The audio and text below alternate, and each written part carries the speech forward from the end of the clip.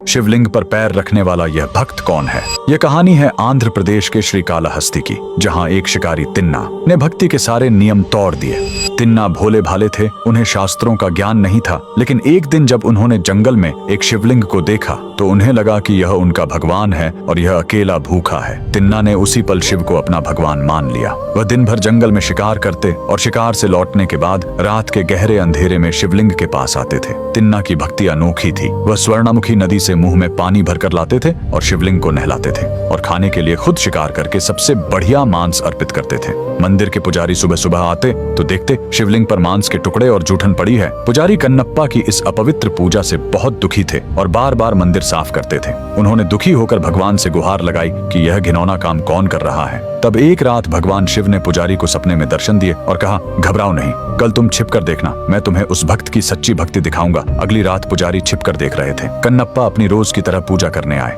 तभी शिवलिंग की दाईं आंख से अचानक खून बहना शुरू हो गया। कन्नप्पा घबरा गए। उन्होंने जड़ी बूटियां लगाई, लेकिन खून नहीं रुका। अंत में उस अनपढ़ भक्त को एक ही रास्ता सूझा, आंख के बदले आंख। बिना किसी दर्द या संकोच के उन्होंने अपना तीर लिया और अपनी दाईं आंख निकालकर शिवलिंग की आंख पर लगा दी। चमत्कार, खून तुरंत रुक गया, लेकिन तभी शिवलिंग की बाईं आंख से भी खून बहना शुरू हो गया। कन्नप्पा समझ गए कि अब उन्हें अपनी दूसरी आंख भी देनी होगी, मगर उन्होंने सोचा, दूसरी आंख निकालने के बाद मैं देखूंगा कैसे कि आंख को सही जगह कहाँ लगाना है। तब उन्होंने अपनी दूसरी आंख निकालने से पहले शिवलिंग की आंख पहचानने के लिए अपना पैर शिवलिंग पर रख दिया। भक्ति के इस चरम बलिदान को देखकर पुजारी की आंखें फटी रह गईं। भगवान शिव साक्षात प्रकट हुए। उन्होंने कन्नप्पा को गले से लगाया और उन्हें मोक्ष प्रदान किया। जिस जगह कन्नप्पा ने यह बलिदान दिया वह आंध्र प्रदेश का श्रीकालाहस्ती है। इस जगह का नाम यहाँ के 3 पुराने भक्तों पर पड़ा है। श्री यानी मकड़ी, काल यानी सांप और हस्ती यानी हाथी, जिन्होंने यहाँ स्वर्णामुखी नदी के किनारे स्थित वायुलिंगम की पूजा कर मोक्ष पाया था। कन्नप्पा का बलिदान जिस जगह पर हुआ